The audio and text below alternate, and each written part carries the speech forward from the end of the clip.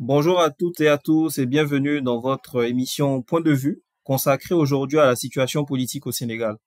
Nous allons plonger au cœur des enjeux politiques et des récents développements électoraux dans ce pays d'Afrique de l'Ouest, connu pour sa tradition démocratique et son engagement civique. Au cours de ces derniers mois, le pays a traversé une période marquée par des débats passionnés, des arrestations, des rebondissements, malheureusement des blessés et des morts, avec en ligne de mire l'élection présidentielle. Les résultats sont à présent connus avec l'arrivée au pouvoir de Bassirou Diomaye Faye à la tête du pays. Les choses se sont vite enchaînées depuis, avec la nomination de Ousmane Sonko comme Premier ministre, puis d'un premier gouvernement depuis quelques heures. Pour décrypter cette actualité, nous recevons aujourd'hui Roland Kouakou et Jean-Steve Tian. Bonsoir messieurs et merci pour votre présence pour décrypter cette actualité africaine. Mhm. Bonsoir Emmanuel, bonsoir Roland. Merci aussi pour ce thème qui, j'avoue, sera particulièrement intéressant à décrypter. Bonsoir à tous et merci Emmanuel, bonsoir Steve. Et ouais, très intéressant. Voilà, pour l'invitation. Voilà, et ravi de vous recevoir encore une fois. Sans plus tarder, nous allons entrer dans le vif du sujet. Et ma première question ira à Roland. Alors Roland, comment est-ce que tu évalues le contexte politique et social dans lequel se sont déroulées les récentes élections présidentielles au Sénégal? Quelles sont pour toi les principales implications justement de l'élection de Bassirou Diomaye Faye pour la démocratie et la gouvernance au Sénégal? Ben, merci. Je pense que la première des choses qu'on peut dire, c'est que ça a été un contexte politique assez troublant pour les Sénégalais. Je dis troublant et je pense que c'est le mot qui qualifie, en tout cas pour ma part, le mieux cette situation que le Sénégal a vécue.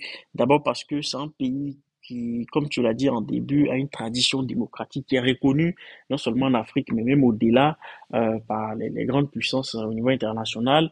C'est un pays qui a toujours connu des alternances démocratiques, somme toute assez calmes, apaisées par rapport aux autres pays.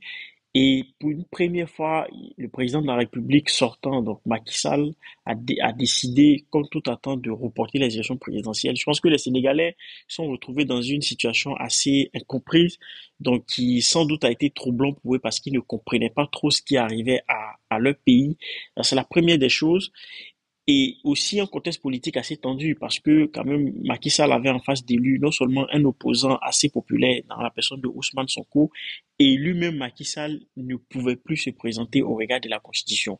Donc il se trouvait face à une équation difficile à régler et je pense qu'il a paniqué lui aussi. C'est ce qui l'a mené à reporter les élections avant d'être rappelé à l'ordre par le Conseil constitutionnel. Et donc maintenant, en ce qui concerne l'élection de Bassirou Diomaye Faye, en fait, c'est lié parce que, étant donné le contexte dans lequel les élections se sont déroulées, je pense que d'abord, faut rappeler que Bassirou a bénéficié, n'est-ce pas, de la popularité de Ousmane Sonko, qui est son mentor, qui était le président du PASTEF jusqu'à récemment. Et aussi, moi, je dirais que Macky Sall a beaucoup exaspéré les Sénégalais quand on regarde le score avec lequel Bassirou a été élu, parce qu'il faut rappeler que c'est la première fois au Sénégal qu'un opposant politique est élu au premier tour. Macky Sall, à l'époque, avait été élu maire au second tour avec Abdoulaye Wade, et c'est la première fois que cela arrive. Ce qui veut dire qu'au-delà même des militants du PASTEF, je pense qu'il y a eu un vote sanction, beaucoup de gens qui ont été exaspérés par l'attitude de Macky Sall. Mais faut voir au-delà de Macky Sall, parce que quand on regarde les chiffres, on se rend compte que les, les, les, les, les responsables politiques de la vieille classe politique au Sénégal, donc je parle d'Idrissa Seck et Khalifa Sall, etc., n'ont même pas atteint les 5%. Donc il y avait aussi une volonté de la part des Sénégalais de débarrasser en fait la scène politique de toutes ces personnalités-là et mettre une nouvelle classe politique au Sénégal. Mais la conclusion qu'on peut donner à cette séquence politique-là, c'est quoi? C'est le renforcement des institutions démocratiques au Sénégal.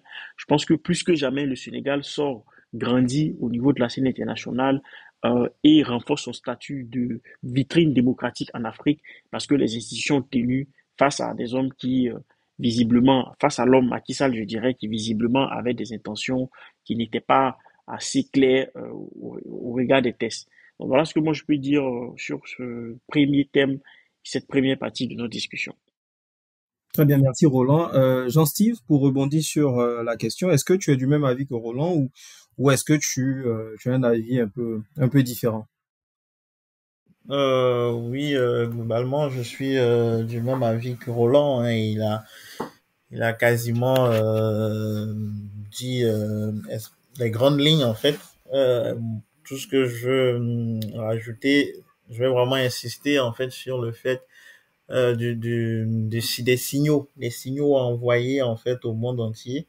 Parce que lorsque le président a voulu reporter l'élection pour gagner un peu de temps sur son mandat. Je me suis dit, c'est reparti.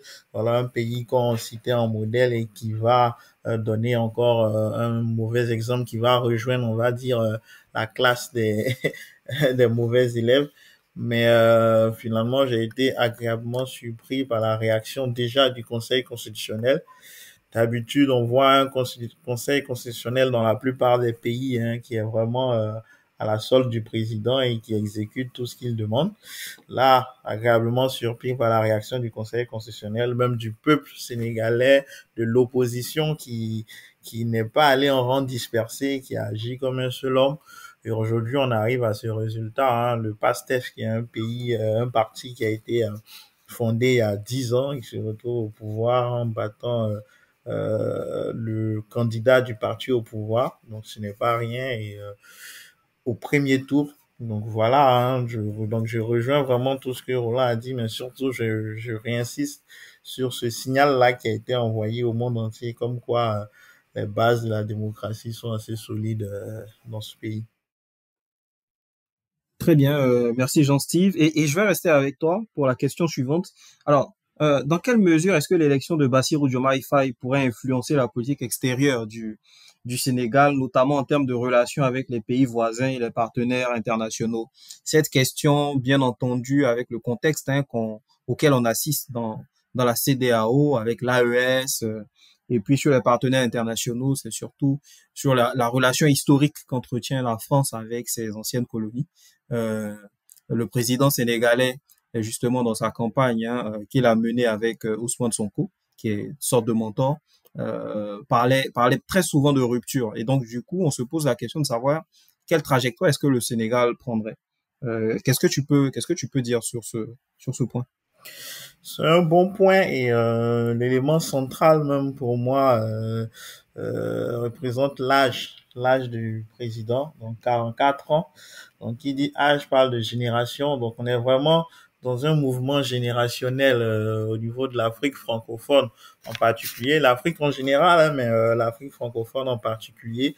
Donc on a eu la génération des indépendances, on a eu la génération des gens qui ont à peu près connu en partie la colonisation et l'indépendance, donc qui ont vraiment dirigé les pays africains dans ces périodes-là et qui étaient, pour plusieurs raisons, on va pas s'épancher là-dessus, étaient plus ou moins en général à la solde de la France. Voilà, maintenant on est vraiment dans un autre mouvement générationnel de gens qui sont nés beaucoup plus tard et qui aspirent à autre chose, qui aspirent vraiment à autre chose, qui aspirent à parler en fait aux autres pays sur le même plan d'égalité, à parler face à face sans se cacher, à présenter en fait tous les avantages des pays de leur pays, c'est-à-dire avoir des contrats qui avantagent les deux parties. Donc aujourd'hui, le président qui est nouvellement élu, 44 ans, il s'inscrit dans ce mouvement générationnel là, cette sorte de révolution. Maintenant, et d'ailleurs leur campagne était basée là-dessus, comme tu l'as dit, rupture. Ils ont même étudié la possibilité de sortir du franc CFA, soit réformer le franc CFA, soit en sortir. C'est vraiment tous les sujets, hein, les sujets épineux, la souveraineté monétaire, la souveraineté politique, souveraineté militaire même, puis toutes les bases françaises dans ces anciennes colonies. Donc voilà, on est vraiment dans un tournant, je dirais, parce que le Sénégal, depuis Senghor, était un peu un bon élève au niveau des relations. Je parlerai pas de France-Afrique pour éviter plein de choses, mais dans les relations entre la France et l'Afrique. Et aujourd'hui, il y a un tout nouveau président qui a d'autres idées. Maintenant, de là, des idées à l'application, il y a tout un monde. Donc, personnellement, je pense que Ils vont essayer d'apporter quelque chose de nouveau parce que le peuple les attend. Le peuple a mis en eux une confiance et attend les résultats. Ils vont essayer d'apporter quelque chose de nouveau, mais sans trop forcer. C'est mon avis, hein, tel que je les vois. Je pense ils vont apporter une rupture, mais de façon délicate, pas à pas. Pas comme ce qu'on trouve au niveau de l'AES. Maintenant, est-ce que ce vent-là permettra de changer les choses, l'approche aussi au niveau de l'AES? Est-ce que finalement ils vont rejoindre les rangs des autres, de leurs aînés?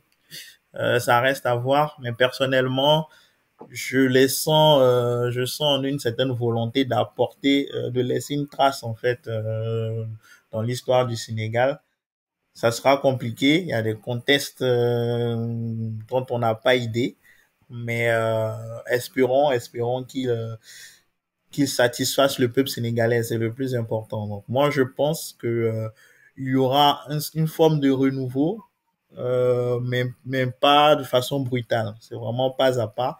Et quand ils parlent de réformer, moi, c'est ce que je retiens. Je pense qu'ils vont plus aller vers des réformes plutôt que des Brexit, si je peux exprimer ce mot, plutôt que des sorties brutales, en fait. Ils vont plus aller dans les réformes des relations, réformes des partenariats. Voilà, c'est comme ça que je vois, en fait, leur style de gouvernement. Très bien, merci Jean-Steve. Et Roland, et comment est-ce que tu entrevois justement cette cette nouvelle posture du Sénégal sous le président Bassirou Diomaye Faye? Jean-Steve, hein, lui, parle de volonté, de possible volonté de ce nouveau gouvernement de procéder à un changement, mais un changement qui sera pas brutal. Est-ce que toi, tu abondes dans ce sens ou tu penses qu'il pourrait avoir une approche qui pourrait surprendre tout le monde? Non, j'abonde totalement dans ce sens-là pour deux raisons. La première, c'est que d'abord au niveau régional, c'est-à-dire au niveau sous-régional, je pense que le Sénégal, sous Macky Sall, a été un peu en retrait de tout ce qui se passait au Sahel. Je pense que Bassirou Diomaye a envoyé quand même un message fort en invitant les représentants des différentes juntes au Sahel, au Mali, au Burkina, etc., même en Guinée, des pouvoirs qui ne sont pas aujourd'hui reconnus dans la sous-région comme étant légitimes, mais qui ont quand même été invités avec des places au premier rang. Donc je pense que ça, c'est un message d'unité africaine et ça fait partie de son discours. Donc ça, c'est déjà un premier signe qu'on peut constater au niveau de la normalisation des relations entre le Sénégal et ces pays-là qui sont aujourd'hui dans des situations politiques pas totalement communes. Après, au niveau international, je pense que même le discours du PASTEF a commencé à s'adoucir un petit peu sur certaines questions, notamment sur la question du franc CFA. Est-ce que oui ou non le PASTEF allait euh, commencer la sortie du Sénégal du franc CFA? Et d'ailleurs, j'ai lu que Le Monde révèle que, à l'approche des élections, les services français avaient rencontré Ousmane Sonko avant qu'il ne soit arrêté, l'avaient rencontré à Ziguinchor dans son fief, dans sa ville, pour justement essayer de sentir le terrain, de sentir un peu ce qui allait changer si jamais il arrivait au pouvoir. Et puis l'autre raison, à mon avis, qui explique le fait qu'ils ne peuvent pas engager un changement aussi brutal, c'est le peuple sénégalais. Parce que, contrairement à beaucoup de pays dans la sous-région, au Sénégal, il y a quand même des intellectuels, une population assez engagée. Et à mon avis, vu la façon dont aujourd'hui certains pays qui sont dans une rupture totalement radicale, comme le Mali, le Burkina, qu'on le veuille ou pas, toute lutte a un prix. Et vu la façon dont ces pays-là aujourd'hui payent le prix un peu de leurs changements, parfois un peu radicaux, je pense que les Sénégalais vu le Sénégal, la façon dont c'est configuré, ses relations notamment avec la France, avec d'autres pays, même sur la scène internationale, l'implication des hauts cadres et hauts fonctionnaires sénégalais dans les institutions au niveau international, faut quand même rappeler que la SFI, qui est la branche un peu secteur privé de la Banque mondiale, est dirigée par un Sénégalais, et je ne cite pas tous ces Sénégalais-là qui sont à la Banque mondiale, au FMI. Je pense que tout ce monde-là fait que finalement, ils sauront à un moment donné demander aux autorités sur place de temporiser certaines réformes. Là où il va falloir quand même s'attendre peut-être à ce qu'il y ait quelques bruits, c'est sur les contrats de pêche. Et ça, pour le coup, je pense qu'on n'en voudra pas à Bassirou Diomaye de renégocier ses contrats de pêche parce que ce sont des contrats qui affectent la population locale.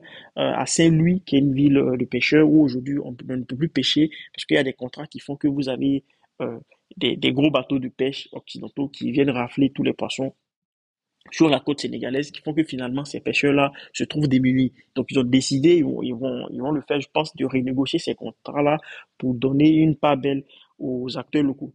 Mais ça va de soi, c'est juste de la politique économique un peu souverainiste. Mais je ne m'attends pas à ce qu'il y ait des ruptures d'accords comme on l'a eu au Mali ou au Burkina de façon aussi spectaculaire. Je ne pense pas parce que le Sénégal est un pays qui est quand même assez impliqué dans la scène internationale, notamment à travers les institutions.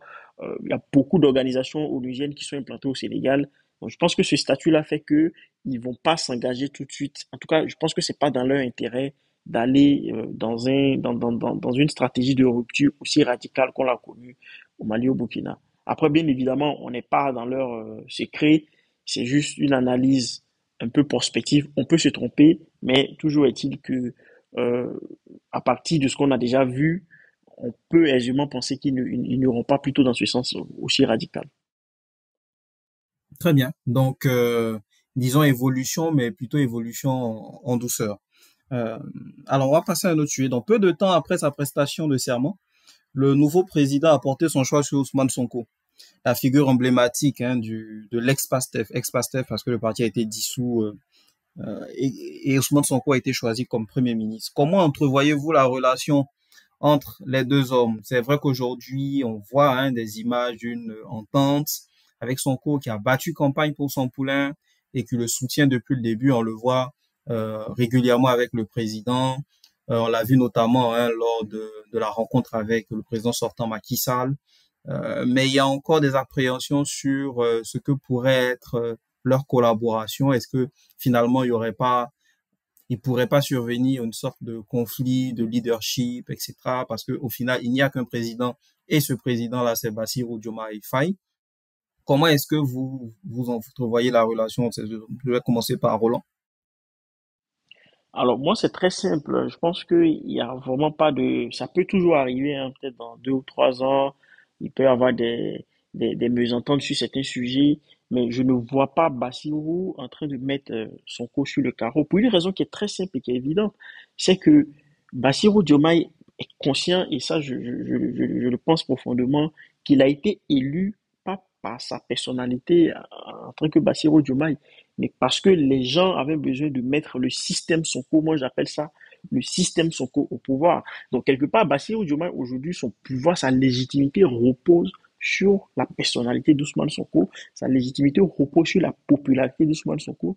Donc imaginez un seul instant que demain il décide pour une raison ou une autre, admettons, espérons même qu'il décide pour une raison de se séparer de Sonko, d'être en fort publiquement avec Sonko, quelle peut être la réaction de la jeunesse sénégalaise qui depuis des années a porté Ousmane Sonko? Parce que finalement, Bassirou a été élu tout simplement parce que Sonko ne pouvait pas se présenter. Donc je pense que c'est une raison qui est évidente, qui est matérielle, qui est factuelle, qui fait que Bassirou, en tout cas, n'a pas intérêt pour solidifier son pouvoir, il n'a pas intérêt à se séparer d'Ousmane Sonko. Ça, c'est pour ce qui me paraît factuel. Maintenant, je fais le pari que les deux, avant d'arriver à là, ont eu des discussions sérieuses. Je pense que ce co-premier ministre, c'était quelque chose d'évident et que quelque part, Bassirou lui-même est conscient que il a besoin justement de ce monsieur-là pour diriger le Sénégal. Il a besoin de son co pour diriger le Sénégal et que par conséquent, lui donner le poste de Premier ministre, c'était la chose, en tout cas, la plus évidente. Lorsqu'il a été élu, j'ai lu beaucoup de choses, entendu beaucoup de choses en disant oui, mais quelle place il peut lui accorder. Moi, je trouvais ça évident. Je me disais, si Sonko n'est pas Premier ministre, je ne sais pas quel autre poste il peut occuper au Sénégal dans ce pouvoir-là. Donc, ça me paraît totalement évident et je ne crains pas trop cette friction-là. Ça ne veut pas dire qu'il y aura jamais de mésentente. D'ailleurs, sur la formation du gouvernement, j'ai lu sur des blogs sénégalais que ça tardait un peu parce que les deux n'étaient pas d'accord sur certains profils. Mais ça, c'est normal dans toute relation, même dans nos relations avec parfois des gens au travail, parfois même avec nos amis. Il peut arriver qu'on ne soit pas d'accord. Cela ne veut pas pourtant dire une rupture des relations de façon totale. Donc moi, je pense que pour cette raison-là, le fait que Bassirou est conscient qu'il ne peut pas exister sans Ousmane Sonko, c'est ça qui est un peu compliqué dans ce qui se passe au Sénégal. Donc, il n'a pas intérêt à, en tout cas, pour garder son pouvoir et bénéficier de cette légitimité populaire qu'il a eue. Pour moi, il n'a tout simplement pas intérêt même à se séparer ou à être en de mauvais termes avec Ousmane Sonko. Parce que, somme toute, c'est celui que les Sénégalais ont plébiscité euh, le 24 mars dernier. Très bien. Donc, pour toi, l'analyse est claire, hein. Il y a pas de raison qu'il y ait des frictions entre les deux hommes. Est-ce que Jean-Steve, tu partages ce point de vue? Ouais, ça c'est une question, je pense qu'on s'est tous posé. C'est une question qu'on s'est tous posée et elle vient à point nommé parce que je c'est toute cette tracasserie qu'on a au niveau de notre démocratie en Afrique parce que voilà, on va pas se cacher, l'inéligibilité de Sonko a été provoquée, voilà, pour des raisons qu'on sait. Je pense qu'ils n'ont pas pu venir, ils n'ont pas vu venir en fait la stratégie, le fait que Sonko soit suffisamment, je dirais pas sage, mais stratège pour mettre son système en avant, comme Roland l'a dit, pour mettre le système Sonko en avant, pas sa personne, et décider de présenter Bassirou à sa place. Donc c'est dommage pour moi dans un premier temps parce que ça fait un moment que je suis le PASTEF et j'avais hâte de les voir au pouvoir, mais principalement, hein, et c'est la vie de tout le monde. On avait envie de voir le PASTEF au pouvoir, mais avec Ousmane Sonko en fait à la tête parce que c'est vraiment lui la figure emblématique de ce mouvement, de cette idéologie là. Aujourd'hui, avec la force des choses, la figure emblématique est numéro 2, on va dire, si on considère que le poste de Premier ministre est le numéro 2. Donc ça, pour moi, personnellement, je ne suis pas si confiant quant à la stabilité, c'est-à-dire quant au réchauffement perpétuel de leur relation, parce que le pouvoir, il corrompt. Le pouvoir, il corrompt. Et t'as beau avoir ton mentor, t'as beau respecter ton mentor quand t'es vraiment, quand t'es celui qui a le pouvoir, t'as pas mal d'idées, tu rencontres des gens, on te fait croire que t'es le plus puissant, t'es le plus beau, tu dois te débarrasser des pions gênants, on va dire. Et ça, je crains vraiment que cet esprit habite Bassirou. Pas maintenant. Parce que clairement, avec ce que, comme Roland l'a dit, pas maintenant, il sait qu'il est vraiment au pouvoir. Il peut pas le nier. Il est vraiment au pouvoir. Pour le système Sonko, les gens voulaient voir Sonko au pouvoir avec le PASTEF au pouvoir. Mais c'est vrai qu'il est assez important. Sonko a dit qu'il est vraiment le plus intelligent du groupe, selon lui, celui qui a vraiment structuré le groupe en termes organisationnels et tout. Mais pour les gens, la figure emblématique, c'est Sonko. Et là, je pense qu'il peut avoir pas mal de frictions à l'avenir. Maintenant, à eux, peut-être d'être suffisamment sage pour aller au-delà de ces frictions. Est-ce que Sonko va accepter pendant longtemps que son menti le dirige parce que on est dans une position où c'est le menti qui a les rênes du pouvoir et le mentor qui exécute en fait la vision. Donc, pour celui qui exécute, en se disant que c'est lui qui est vraiment à la base de cette vision, et là, il exécute.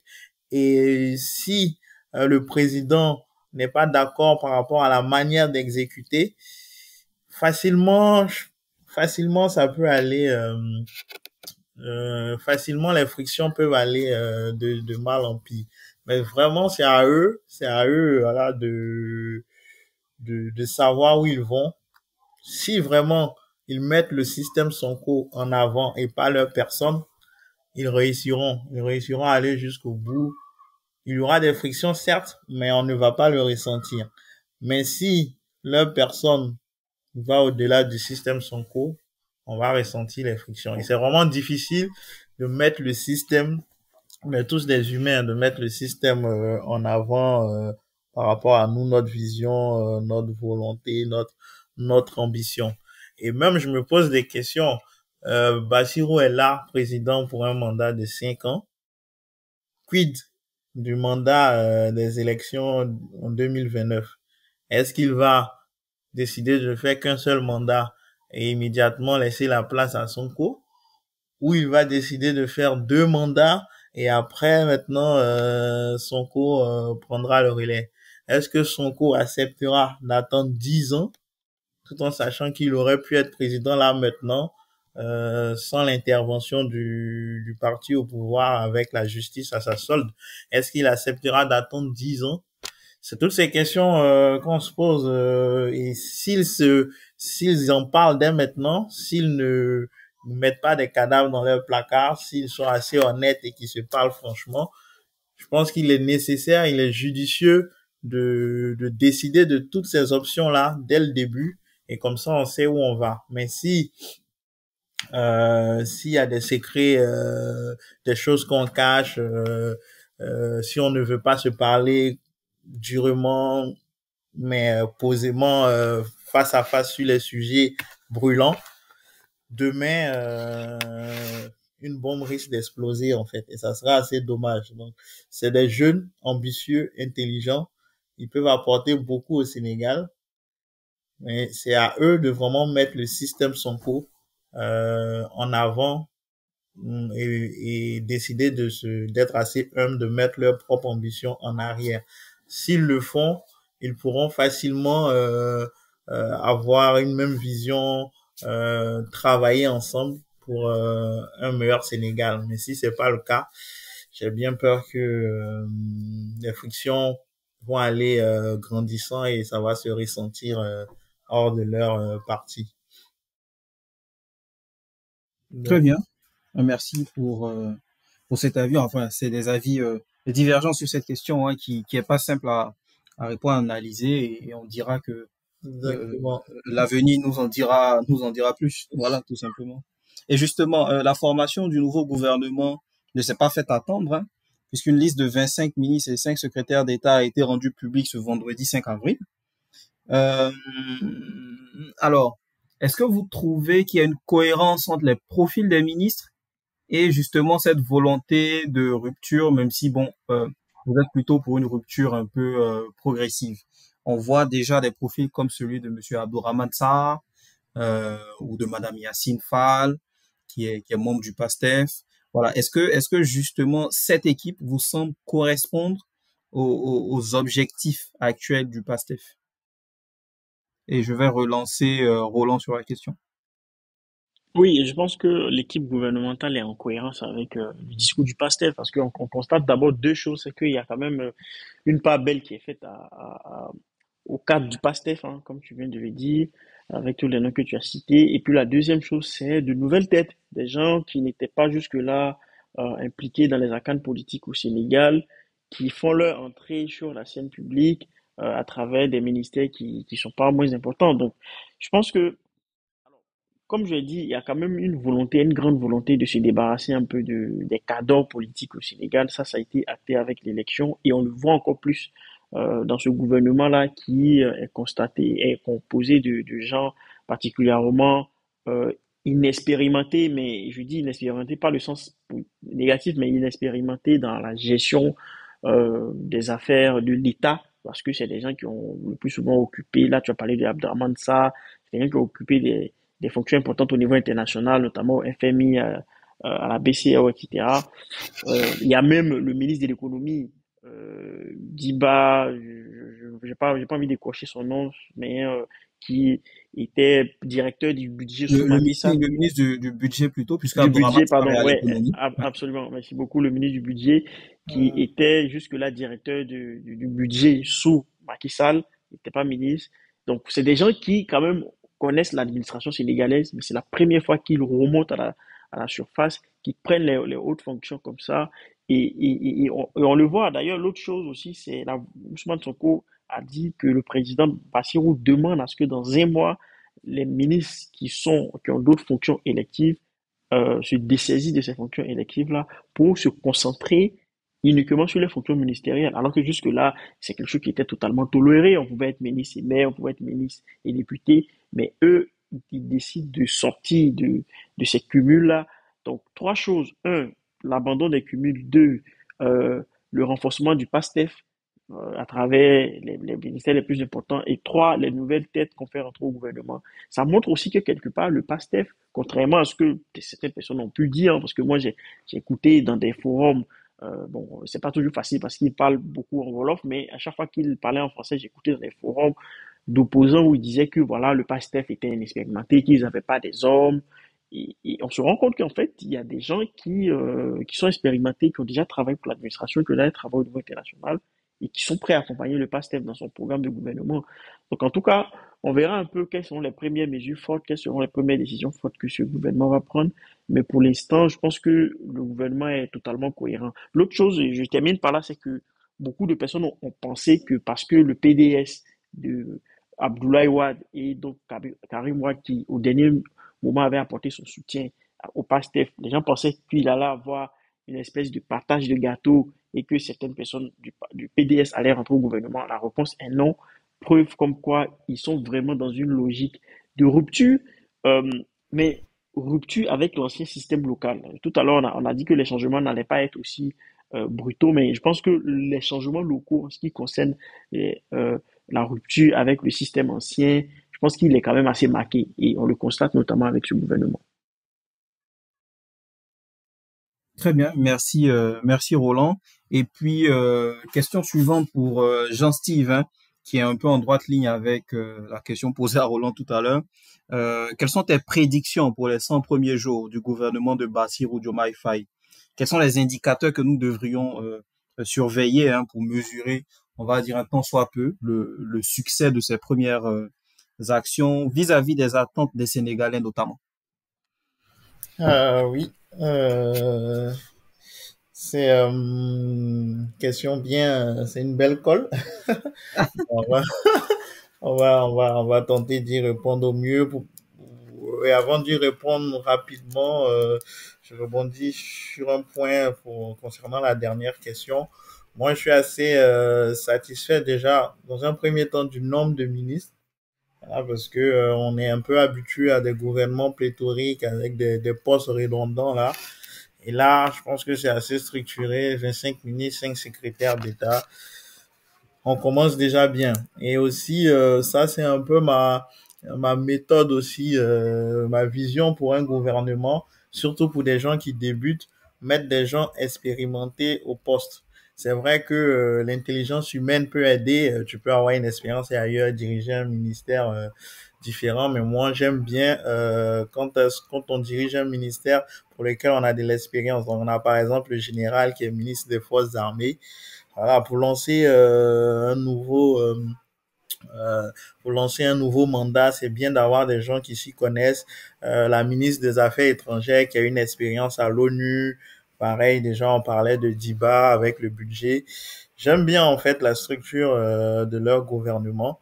C'est juste qu'il n'y a pas beaucoup trop de femmes, il n'y a pas beaucoup de femmes, mais bon, on va pas, ça c'est un autre sujet. Mais je pense qu'il y a beaucoup de femmes assez calées de compétences au Sénégal. Ils auraient pu en trouver un peu plus. Mais je suis assez satisfait de ce premier gouvernement de loin. Maintenant, on va observer leur travail et leurs résultats. Donc, les 100 premiers jours, déjà, ça, ça rejoint ce que Roland disait et ça, je suis très, très ravi. Il faudrait qu'on voit déjà de bons signaux de changement. Donc, par exemple, ces cumuls de postes, ces ministres qui sont à la fois députés, maires, euh, fonctionnaires, finalement, ils ne font rien du tout.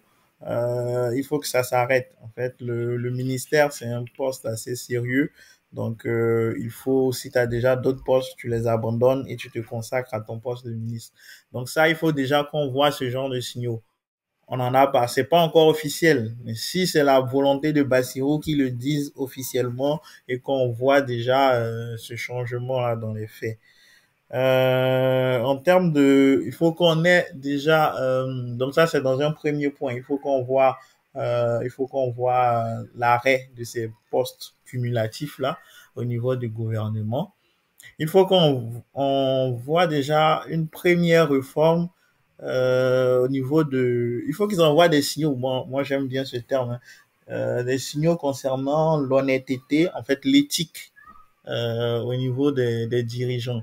Je pense que leur mouvement politique a commencé par là, hein, par la promotion de l'éthique en fait dans le leadership des pays en Afrique. Ils ont été au niveau des impôts et ils ont vu beaucoup de pratiques désagréables, malhonnêtes, manquant d'éthique. Et c'est ce qui les a révoltés, c'est ce qui a permis d'arriver aujourd'hui au pouvoir. Donc, ils sont au pouvoir, il faut qu'on ressente clairement des actions fortes contre tout ce qui est corruption, contre tout ce qui est pratique manquant d'éthique au niveau des personnes dirigeantes, peu importe que ce soit au gouvernement, que ce soit à la tête des institutions étatiques, il faut qu'on voit dans les 100 premiers jours des mesures fortes et s'il faut même des sanctions pour ce qui avait déjà été constaté préalablement. Donc ça, c'est dans un deuxième temps. Je veux voir aussi des actions fortes au niveau de l'éducation, de la santé. Donc ça peut se ressentir hein, dans le budget. Quelle part du budget ils vont allouer à l'éducation, à la santé. C'est vraiment des secteurs qu'il faut sur lesquels il faut beaucoup travailler dans nos pays africains. On a besoin des personnes éduquées pour prendre la relève demain et on a besoin aussi des personnes en santé. Et ça suffit de voir des gens mourir pour 5 000 francs, des gens mourir parce qu'il n'y a pas de sang. Tout ça, ça doit être vraiment réformé. En 100 jours, on n'aura pas immédiatement les résultats, c'est clair. Mais il faut qu'on ait déjà les premiers signaux. Donc, ça part déjà dans la part du budget pour l'éducation, la part du budget dans la santé, des premières mesures fortes également à ce niveau-là. Donc, je pense qu'avec ça, les Sénégalais seront plus ou moins que c'est parti sur une bonne lancée. Et derrière, il va falloir capitaliser, il va falloir travailler même sur les réformes des relations avec l'extérieur, pas que la France, hein, il y a toutes ces grandes puissances, les États-Unis, la Russie. Comment globalement le Sénégal se positionne en termes de relations extérieures. Et donc là, l'expérience de Yacine Fall pourrait aider, on l'espère. Donc pour moi, c'est sur ces premiers signaux là qu'ils sont attendus. Donc le cumul de postes, ça suffit. L'éthique, il faut instaurer une certaine éthique au niveau de ces instances dirigeantes et une part conséquente hein, du budget. Il ne s'agit pas d'apporter des sommes faramineuses, mais au moins voir une certaine évolution sur concernant l'approche qu'on a pour l'éducation et la santé. Et pour couronner le tout, comment ils se positionnent euh, au niveau des relations extérieures. Est-ce qu'ils se positionnent en pays fort ou prennent le relais des autres en se positionnant comme un pays qui subit. Donc il faut que ça change. On ne dira pas de venir avec en brandissant des armes ou en montrant que c'est eux les plus forts, mais avec de la diplomatie, quand on sent qu'ils ont une nouvelle approche de pays qui se positionne d'égal à égal avec les autres. Donc pour moi, c'est sur ces points-là que les Sénégalais principalement les attendent et moi aussi, moi aussi derrière et je pense aussi une bonne partie de l'opinion. Donc on verra s'il il y a d'autres points que j'ai peut-être pas vus, mais l'essentiel c'est de voir une certaine évolution par rapport à ce qui se faisait avant. Si on voit le score au premier tour, cela montre que les Sénégalais sont principalement déçus de la méthode du gouvernement précédent, en tout cas tel que ça a été fait vers la fin. Donc du coup, il faut qu'il se démarque clairement en apportant ce genre de mesures qui marquent une certaine différence par rapport à ce qui a été fait précédemment. Très bien. Merci. Est-ce que Roland, tu souhaites rebondir sur cette question ou est-ce que tu abondes dans le même sens que Jean-Steve? Alors moi, sur les premières mesures, sur ce qu'on pourrait appeler les premiers 100 jours, euh, moi j'ai l'habitude de dire que enfin c'est pas moi qui le dis, hein, je pense qu'on peut tous faire l'expérience que les grandes attentes provoquent toujours les plus grandes déceptions. Donc, et ça, je l'explique par ce que j'appelle parfois le syndrome de Roch Kaboré. Faut rappeler que Roch Kaboré avait été élu avec une grande attente révolutionnaire de la jeunesse burkinabé. Il avait promis de réhabiliter Thomas Sankara, de combattre l'insécurité. Donc, il a été élu avec cet espoir-là qui est né suite à la chute de Blaise Compaoré. Et on sait comment cela s'est terminé quand ces espoirs-là n'ont pas été remplis. Donc aujourd'hui, et d'ailleurs on l'entend dans tous les discours de Sonko et de Bassirou, que la jeunesse sénégalaise a de très grandes attentes. Et ces attentes-là, d'abord, il y a deux types d'attentes. Il y a des attentes d'ordre symbolique. On oublie très souvent, mais tout ce qui se passe aujourd'hui au Sahel, notamment les révolutions un peu euh, sociales dans la population, le changement de mentalité, le renforcement du panafricanisme, tout ça a commencé au Sénégal avec un certain Kémy Séba. Faut pas oublier ça, que ce Kémy Séba, à la base, c'est au Sénégal qu'il a commencé ses meetings, c'est là-bas qu'il avait brûlé le billet de CFA et s'entraîné tout ce qu'on voit aujourd'hui. Donc, c'est quand même un pays qui, depuis très longtemps, avait quand même cette idéologie un peu révolutionnaire, panafricaniste qui était disséminée dans la population. Aujourd'hui, il y a un terreau pour que cela s'exprime. Je pense qu'il va falloir envoyer dans un premier temps des signaux un peu symboliques. Voilà, ça peut être, je sais pas moi, soutenir les jeunes au Sahel pour combattre le terrorisme. Il va falloir prendre des mesures symboliques dans ce sens-là pour essayer de conforter le discours panafricaniste, le discours souverainiste. Ça, pour moi, c'est un premier élément important qu'il faut faire. Après, la deuxième chose, et je l'ai dit, il y a quand même des problématiques économiques très importantes au Sénégal qui font que le Sénégal fait partie des pays où l'immigration clandestine des jeunes est assez élevée parce que quand vous partez à Saint-Louis, il n'y a plus rien à prendre sur les côtes. Et donc, vous avez un pays qui est assez riche, qui va bientôt d'ailleurs augmenter ses ressources avec l'exploitation du gaz et du pétrole. Et tout ça, je pense que la jeunesse attend d'avoir sa part dans cette progression du pays-là. Donc, un, avoir des mesures symboliques pour conforter un peu le discours un peu souverainiste parce que c'est important. Et deux, je pense qu'il va falloir envoyer aussi des signaux importants au niveau économique comme la renégociation des accords de pêche pour permettre aux gens de retrouver leurs activités et aussi essayer de montrer que dans la nouvelle exploitation des ressources qu'on a découvert récemment au Sénégal, le gaz et le pétrole, il y a quand même une forme de maîtrise de ces ressources-là d'un point de vue de l'exploitation, d'un point de vue des emplois, d'un point de vue des ressources, même de la souveraineté qu'on accompagne avec, comment on négocie les accords. Donc, c'est tout ça qui attend Bassirou et pour moi, il va falloir aller très vite parce que quand on est élu, on bénéficie d'une période de grâce qui, très souvent, quand il y a de grandes attentes comme ça, ne dure pas très longtemps.